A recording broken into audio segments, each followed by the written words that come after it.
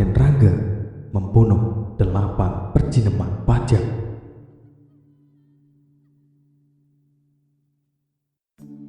Kesultanan Demak. Sultan Hadiwijaya dihadap oleh Adipati Moncanegara. Adipati Demak, Adipati Tuban, Pangeran Banawa. Dalam pertemuan itu, Sultan Hadiwijaya membahas tentang Panembahan Senopati yang sekian lama tidak menghadap raja. Hasil dari bahasan diputuskan oleh Sultan Hadiwijaya bahwa Senopati akan membelot dengan Pajang.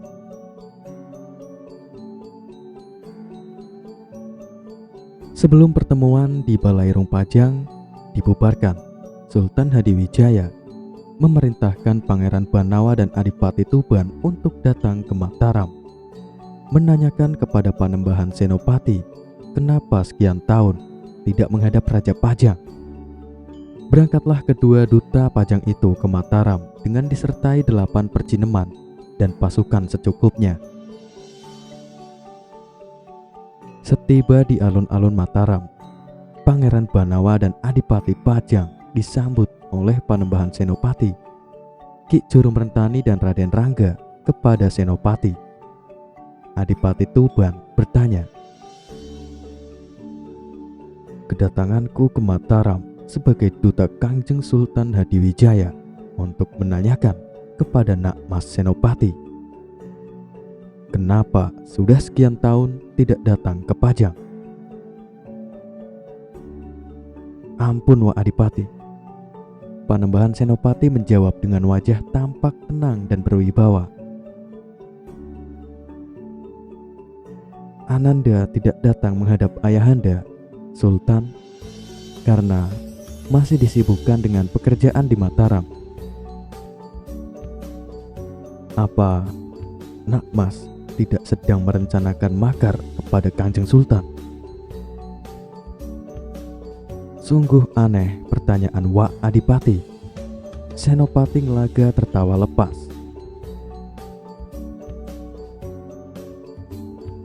"Bagaimana mungkin Ananda berani melakukan makar kepada Ayahanda Sultan?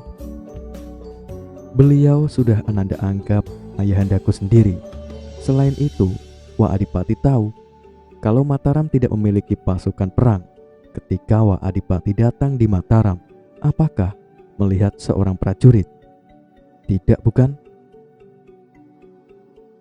Masuk akal kalau Nak Mas Senopati Ngelaga tidak akan melakukan makar terhadap Pajang."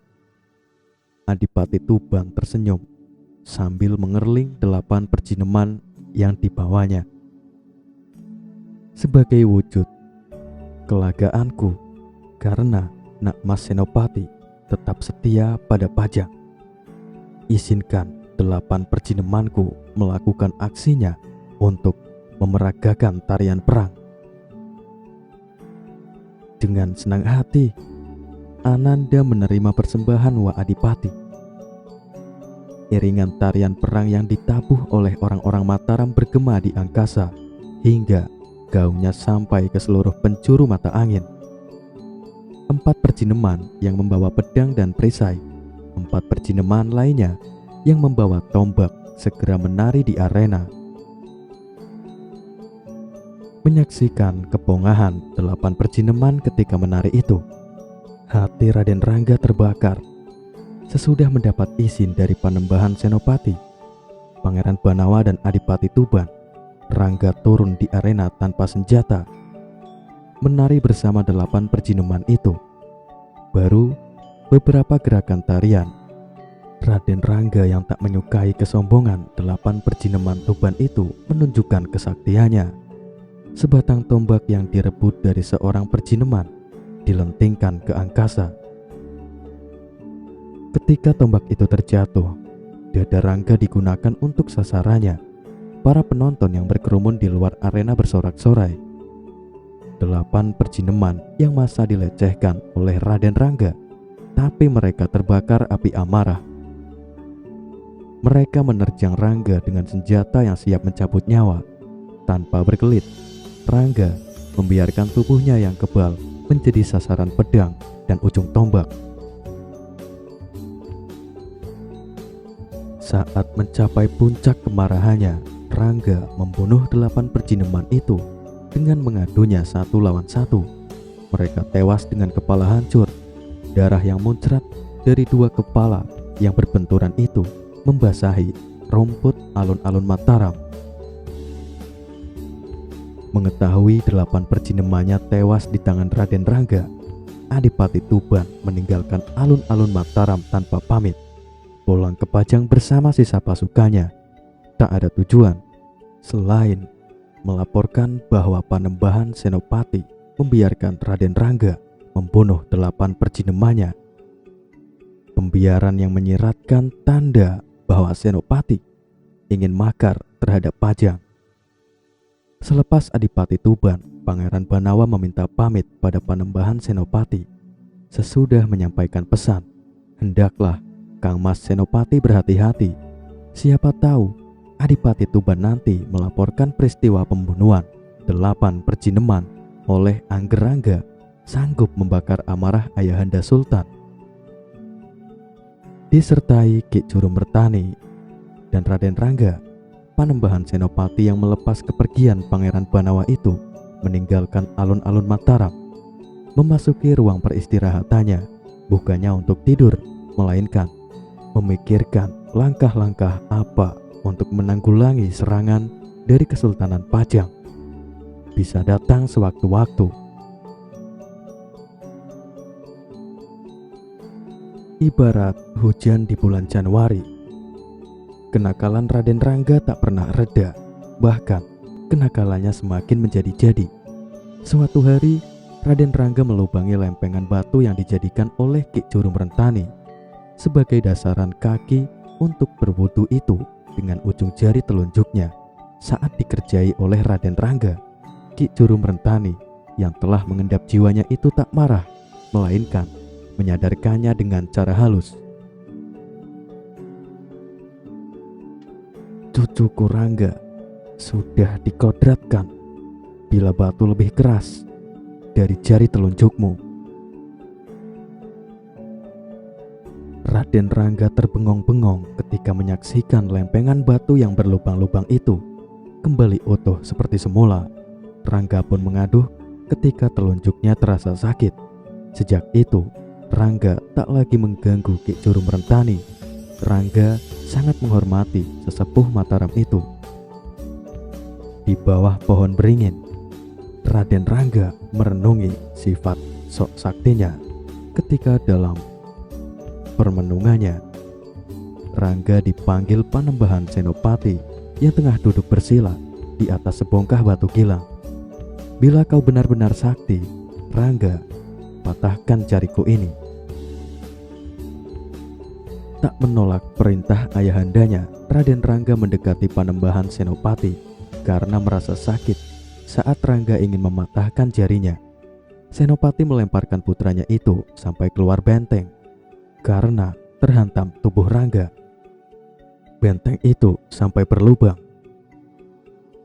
Merasa dimarahi oleh Panembahan Senopati, Raden Rangga beserta abdinya meninggalkan kota Mataram, memasuki hutan belantara yang penuh binatang buas. Di tengah perjalanan, Rangga bertemu seekor naga sebesar dan sepanjang pohon kelapa. Kepalanya bermahkota, berkaki dengan kuku-kuku runcing beracun. Lidahnya yang bercabang menjulur-julur, kedua matanya menyala merah, sisik-sisiknya menyala keemasan. Lantaran naga itu akan menyerang abdinya, Raden Rangga bertindak cepat, melentingkan tubuhnya yang seringan kapas, menerkam naga itu seperti Raja Wali menangkap mangsanya, mencekik leher dan memukul kepala naga itu hingga hancur. Darah muncrat bersimbah di tanah. Seusai membunuh naga, Raden Rangga dan abdinya pulang ke Mataram. Sesampai di pantainya, Rangga dipeluk erat-erat oleh Ratu Prawata ibunya. Entah saat memeluk Rangga, Ratu Prawata merasa akan kehilangan putranya itu untuk selama-lamanya. Benar apa yang dirasakan Ratu Prawata. Beberapa hari sesudah bertarung dengan naga bermahkota di tengah hutan itu, Raden Rangga sakit. Semakin lama sakit, Rangga semakin parah. Tak ada tabib yang bisa mengobatinya. Tak ada orang pintar sanggup menolongnya. Hingga suatu hari, suratan takdir Raden Rangga telah tiba. Menjelang langit memuntahkan hujan, Raden Rangga menghembuskan nafas terakhirnya. Sukma meninggalkan raga. Sebagian orang bilang Rangga telah tinggal damai di alam keabadian. Sebagian orang lainnya juga bilang Rangga telah damai dalam asuhan Ratu Kidul. Menurut Babat Tanah Jawa, Raden Rangga adalah anak kedua putra ke-1 Panembahan Senopati. Pemuda ini sangat sakti, kuat, tidak pernah takut kepada siapapun. Namun watak Raden Rangga cepat sekali marah. Jika sudah marah gampang sekali memukul siapapun. Suatu ketika seorang pendekar pilih tanding dari Banten datang untuk menantang adu kesaktian Panembahan Senopati. Sang ayah yang juga pendiri dinasti Mataram ini, Raden Rangga tahu kedatangan pendekar Banten ini dan meminta pada Panembahan Senopati agar dirinya saja yang menghadapi. Permintaan dari sang anak pun dituruti sekaligus untuk mengetahui sampai seberapa hebat ilmu kesaktian Raden Rangga. Adu kekuatan pun terjadi antara Raden Rangga dengan pendekar Banten. Mulai menggunakan tenaga biasa hingga tenaga dalam tingkat tinggi. Akhirnya dengan pukulan tenaga dalam, sang pendekar tewas berkalang tanah. Diceritakan pernah suatu ketika datang serombongan pengamen. Mereka memiliki keahlian macam-macam, seperti sulap, sihir, memukul orang dengan rotan, main pedang, orang tidur dijatuhi batu sebesar gajah, dan lain-lain. Ketika orang-orang yang menyaksikan dengan kagumnya, tiba-tiba Raden Rangga menyeruak maju. Dia berpakaian seperti layaknya orang kebanyakan di Mataram. Raden Rangga maju ke depan, menuju pemimpin rombongan pengamen. "Kang, saya ikut main. Saya akan merentangkan tangan. 5 orang di sebelah kanan dan 5 orang di sebelah kiri menarik tangan saya. Kalau kalian berhasil menarikku, saya beri upah," tantang Raden Rangga dengan gagah. Pemimpin rombongan pengamen penasaran akan kesombongan anak muda itu. Kemudian menyuruh 10 orang pengikutnya untuk menarik kedua tangan Raden Rangga, masing-masing 5 orang. Ternyata Raden Rangga benar-benar memiliki tenaga yang ampuh. Meskipun ditarik 5 orang dari kanan kiri, tubuhnya tak bergeming. 2 orang yang ikut menarik tiba-tiba merasa dipermainkan. Keduanya ingin memukul Raden Rangga. Lalu oleh Raden Rangga, kedua orang itu dibanting ke tanah. Pemimpin rombongan gusar. Para penonton kaget setengah mati. Raden Rangga ikut terbahak-bahak dengan sombongnya. Orang-orang lalu tahu bahwa itu Raden Rangga, putra Panembahan Senopati. Mengetahui siapa anak muda yang perkasa itu, semua orang diam, satu persatu menyingkir.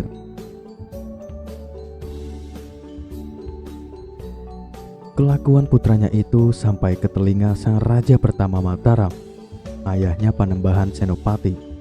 Kurang berkenan atas kelakuan Raden Rangga tersebut. Lalu Raden Sutawijaya ini menasehati putra pertamanya itu agar jangan sering pamer kesaktian, karena di atas langit masih ada langit. Panembahan Senopati lalu menguji Raden Rangga untuk mematahkan jari telunjuknya. Panembahan Senopati memerintahkan seorang prajurit pilih tanding untuk menyusul Raden Rangga. Setelah ketemu dan diminta kembali, Raden Rangga marah dan prajurit pilihan itu ditendang dan tewas seketika. Raden Rangga pergi ke Pati mengunjungi pamannya, Adipati Wasis Wijaya Kusuma. Ketika sampai di tempat itu, Adipati sedang duduk di balai Kademangan. Ketika melihat Raden Rangga, ia pun melambaikan tangan memanggilnya. Raden Rangga langsung berjalan ke arah pamannya. Batu besar yang ada di depannya ditabrak begitu saja. Begitupun hancur berkeping-keping, bikin geger orang-orang yang melihat kejadian itu. Beberapa lama Raden Rangga berada di tempat pamannya, terlihat berkelakuan baik. Namun, tidak lama kemudian, kelakuan buruknya kumat lagi. Ia mulai pamer kesaktian. Suatu hari ia bawa pedang ke alun-alun dan menusukkan pedang itu ke tubuhnya. Pedang itu hancur berkeping-keping. Kemudian, ia cekal batu seorang prajurit dan bertanya kepadanya, "Cepat, tunjukkan kepadaku, siapa yang paling sakti di pati ini? Jika tidak mau sebutkan, kubunuh kau."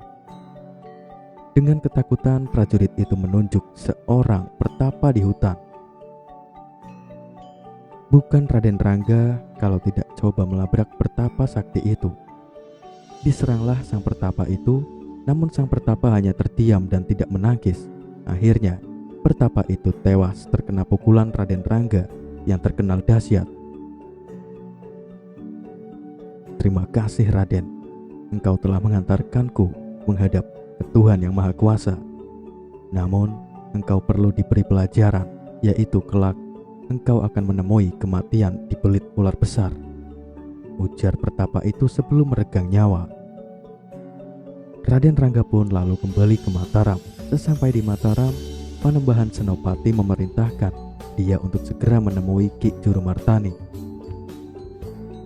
Sambil ngeloyor pergi, Raden Rangga bertanya dalam hati, "Aku ini sudah sakti mandraguna, kenapa masih disuruh berguru kepada Eyang Jurumartani? Apa yang masih harus aku pelajari?" Sambil menunggu Ki Jurumartani yang sedang sholat duhur, Raden Rangga iseng menusuk-nusukkan jari ke batu ubin di tempat dia menunggu. Ubin batu pualam itu pun berlubang-lubang seperti layaknya terbuat tanah liat saja. Ki Jurumartani kaget melihat ulah Raden Rangga. Ia pun berkata, "Hei Rangga, ubin yang kamu tusuk-tusuk itu apa tidak keras?" Dan seketika ubin batu itu menjadi keras, sehingga tusukan jari-jari Raden Rangga tidak bisa membuat lubang lagi. Raden Rangga pun berkata dalam hati, "Benar apa yang dikata ayahku, kesaktian Eyang ini melebihi diriku." Ia pun mau menimba ilmu di situ dan semakin sakti. Ketika pulang ke Mataram, di tengah perjalanan di desa Patalan, ia ketemu seekor ular sangat ganas yang suka menelan orang. Terjadilah pertarungan antara Raden Rangga dengan ular itu. Ular itu langsung membelit tubuh Raden Rangga, lalu mematuk dan menggigitnya. Setelah bertarung mati-matian, akhirnya ular besar bisa dikalahkan dan mati. Walau terluka gigitan ular, Raden Rangga bisa pulang ke Mataram. Sampainya di Mataram, ia pun jatuh sakit. Sepertinya akibat bisa dan gigitan ular itu, akhirnya Raden Rangga meninggal, persis seperti sumpah pertapa sakti yang dibunuhnya ketika di Pati. Dan diceritakan juga pada suatu ketika di zaman kejayaan Kerajaan Pajang, Baginda Raja Pajang mendengar berita yang tersiar bahwa putra angkatnya yang bergelar Panembahan Senopati bermaksud akan memberontak dan akan menobatkan diri menjadi raja di Mataram. Baginda Sultan Pajang lalu memanggil putranya, yaitu Pangeran Benawa dan Adipati Tuban, dititahkan oleh Baginda Sultan Pajang untuk meneliti apakah ada tanda-tanda atau gerakan yang mencurigakan yang membuktikan bahwa Panembahan Senopati benar-benar akan memberontak. Untuk situs benteng jebolan Raden Rangga, ini adalah sisa-sisa benteng Cepuri atau benteng dalam yang terdapat di sisi utara Keraton Mataram Kota Gede pada masa lalu. Lokasinya berjarak 200-an meter dari pasar Kota Gede ke arah selatan mengikuti jalan aspal, dan ada di sebelah kanan jalan pas di pintu masuk-masuk ke sebuah gang kecil. Jalan kampung yang merupakan batas wilayah antara Kampung Dalem dengan Kampung Cokroyudan. Disebut dengan benteng jebolan Raden Rangga karena menurut kisahnya, lubang yang terbentuk benteng itu karena dijebol oleh Raden Rangga, putra Panembahan Senopati, sang Raja Mataram Islam yang pertama. ada dua versi cerita yang berkaitan dengan jebolnya benteng ini.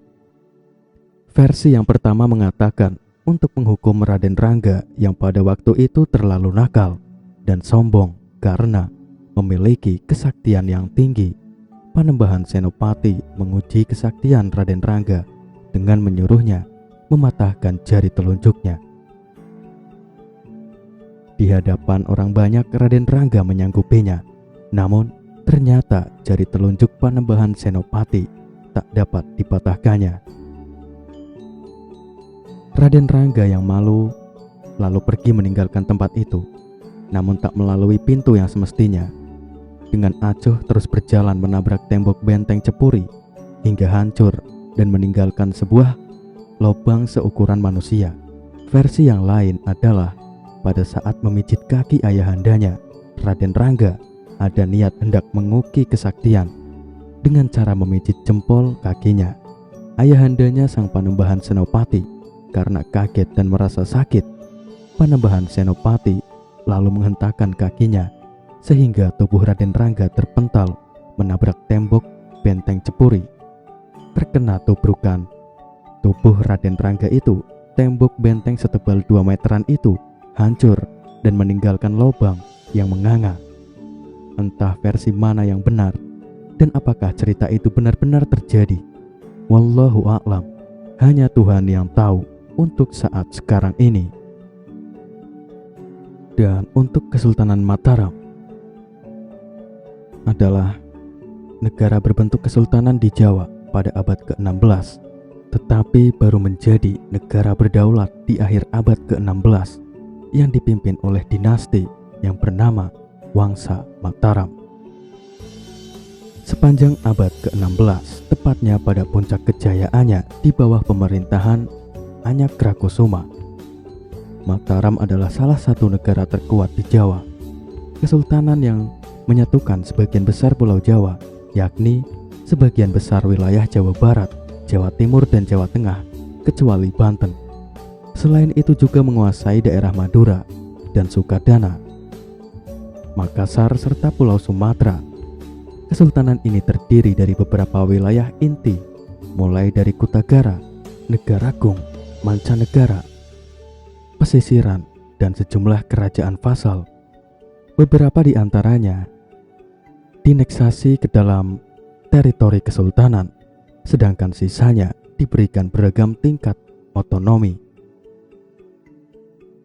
Kesulitan ini secara de facto adalah negara merdeka yang menjalin hubungan perdagangan dengan kerajaan Belanda, ditandai dengan kedua pihak saling mengirim duta besar. Menjelang keruntuhannya, Kesultanan Mataram menjadi negara protektorat kerajaan Belanda. Perjanjian Giyanti membuahkan kesepakatan bahwa Kesultanan Mataram dibagi dalam 2 kekuasaan, yaitu Negari Kasunan Surakarta dan Negari Kesultanan Ngayogyakarta. Perjanjian yang ditandatangani dan diratifikasi pada tanggal 13 Februari 1755 di Giyanti ini secara de jure menandai berakhirnya Mataram. Nama Mataram secara historis adalah nama kerajaan pra-Islam yang mengacu pada kerajaan Mataram abad ke-8.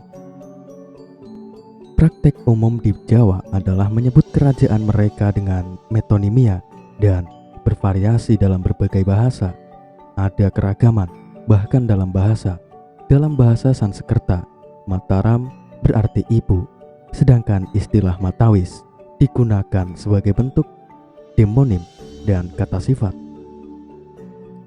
Berdasarkan sejarahnya, ada 2 kerajaan yang pernah ada di periode yang berbeda dan keduanya disebut Mataram. Kerajaan selanjutnya sering disebut sebagai Mataram Islam atau Matawis untuk membedakannya dari kerajaan Mataram abad ke-8. Pada seperempat abad ke-16 Masehi, wilayah Kesultanan Mataram merupakan bagian dari wilayah Kesultanan Pajang. Statusnya sebagai kadipaten dengan penguasaannya itu Ki Ageng Pemanahan setelah Panembahan Senopati Berkuasa di Kadipaten Mataram, ia memisahkan wilayahnya dari Kesultanan Pajang dan mendirikan Kesultanan Mataram. Kesultanan Mataram didirikan olehnya pada tahun 1586. Selanjutnya, pada tahun 1586, wilayah Pajang sudah menjadi bagian dari kedaulatan Kesultanan Mataram, diikuti penyerahan tahta Pajang oleh Pangeran Benawa kepada Panembahan Senopati. Perkembangan Mataram begitu besar dan kuat sehingga sebagian besar sejarawan setuju bahwa itu telah didirikan selama beberapa generasi perintis Mataram. Menurut catatan Jawa, Raja-Raja Mataram adalah keturunan Ki Ageng Sela. Pada tahun 1570-an, salah satu keturunan Ki Ageng Sela, Kiai Gede Pemanahan, dianugerahi kekuasaan atas tanah Mataram oleh Raja Pajang, Sultan Adiwijaya, sebagai imbalan atas jasanya mengalahkan Arya Penangsang, musuh Adiwijaya. Pajang terletak di kota Surakarta saat ini dan Mataram awalnya adalah vasal dari Pajang. Pemanahan sering disebut sebagai Kiai Gede Mataram. Seorang kiai adalah seorang ulama muslim yang berpendidikan tinggi dan cenderung disegani. Sedangkan di Pajang terjadi perebutan kekuasaan besar-besaran yang terjadi setelah Sultan Adiwijaya wafat pada tahun 1582. Pewaris Adiwijaya adalah Pangeran Benawa. Digulingkan tahtanya oleh Arya Pangiri dari Demak dan disingkirkan ke Jipang. Putra Pemanahan, Sutawijaya atau Panembahan Senopati, menggantikan ayahnya sekitar tahun 1584 dan dia mulai melepaskan Mataram dari kekuasaan Pajang. Di bawah Sutawijaya, Mataram tumbuh secara substansial melalui kampanye militer melawan penguasaan Mataram atas Pajang oleh Arya Pangiri. Dan Pangeran Benawa dengan cepat menggalang dukungan untuk merebut kembali tahtanya dan merekrut dukungan Panembahan Senopati melawan Pajang. Selanjutnya, Pajang diserang dari dua arah oleh Pangeran Benawa dan oleh Panembahan Senopati. Perang antara Pajang melawan Mataram berakhir dengan kekalahan Arya Pangiri. Pangeran Benawa kemudian naik tahta di Pajang. Selama periode itu, tidak ada putra mahkota Pajang yang menggantikan Pangeran Benawa, sehingga tahta Pajang diserahkan ke Panembahan Senopati. Kemudian yang menjadi bupati di sana ialah Pangeran Gagak Baning atau adik Panembahan Senopati. Peristiwa pada tahun 1586 ini menandai berakhirnya kerajaan Pajang dan berdirinya negari Kesultanan Mataram. Dan untuk masa kebangkitan Mataram, Sutawijaya menjadi pemimpin monarki dengan menyandang gelar Panembahan. Secara harfiah berarti orang yang dijunjung. Dia mengungkapkan sifat pemerintahannya yang ekspansi dan mulai memproyeksasi manuver politiknya sesuai ketentuan, layanan, dan fungsi administrasi ke timur di sepanjang Bengawan Solo. Pada 1590, menaklukkan Madiun dan berbelok ke timur dari Madiun untuk menaklukkan Kediri pada tahun 1591 dan Ponorogo. Pada saat yang sama ia juga menaklukkan Jipang dan Jagaraga yang sekarang menjadi utara Magetan. Dia berhasil mencapai timur sejauh Pasuruan. Setelah berhasil menyatukan bekas wilayah Pajang, Panembahan Senopati mengalihkan perhatiannya ke Jawa bagian barat. Dengan menjalin hubungan baik dengan Cirebon dan menaklukkan Galuh pada tahun 1595, usahanya untuk menaklukkan Banten pada tahun 1597 gagal dikarenakan kurangnya transportasi air. Panembahan Senopati wafat pada tahun 1601 dan dimakamkan di Kota Gede. Sebagai Raja Jawa, ia berhasil membangun fondasi negara yang kokoh. Penggantinya Raden Mas Jolang atau yang kemudian bergelar seperti Susuhunan Anyakrawati. Kontak pertama antara Mataram dan Belanda terjadi pada era Susuhunan Anyakrawati. Kegiatan Belanda pada saat itu hanya sebatas perdagangan dari pemukiman pesisir utara Jawa, sehingga interaksi mereka dengan wilayah pedalaman dibatasi. Meskipun di belakang mereka membentuk siasat untuk melawan Mataram, Susuhunan Anyakrawati wafat karena kecelakaan sewaktu berburu rusa di hutan Krapyak. Dari peristiwa itu ia dikenal dengan gelar Anumerta Panembahan Sedain Krapyak. Untuk masa kemunduran sendiri, sepeninggal Sultan Agung, tahta diambil oleh anaknya Amangkurat I. Pusat pemerintahan dipindahkan ke Keraton Pleret yang lokasinya tak jauh dari keraton sebelumnya. Di bawah kepemimpinannya, Mataram diwarnai dengan gejolak politik yang tidak stabil karena adanya tekanan dari VOC, sehingga terjadi banyak pemberontakan dan perang saudara. Masa kepemimpinannya juga menjadi titik awal masa kemunduran Mataram. Intervensi VOC dalam urusan kerajaan juga menimbulkan perang saudara antara kerabat Keraton Mataram pada saat itu, dikarenakan masing-masing pihak saling mengklaim soal tahta yang sah. Dimulai pada Perang Tahta Jawa pertama yang melibatkan Amangkurat III dan Pakubuwana I. Perang Tahta Jawa kedua yang melibatkan Amangkurat IV dan pangeran-pangeran yang memberontak. Pemirsa budiman, itulah tadi cerita sejarah yang saya bawakan berjudul Raden Rangga membunuh 8 perjineman Pajang dan sejarah singkat Kesultanan Mataram. Jangan lupa berikan masukan kalian, kritik kalian, saran kalian di kolom komentar. Wassalamualaikum warahmatullahi wabarakatuh.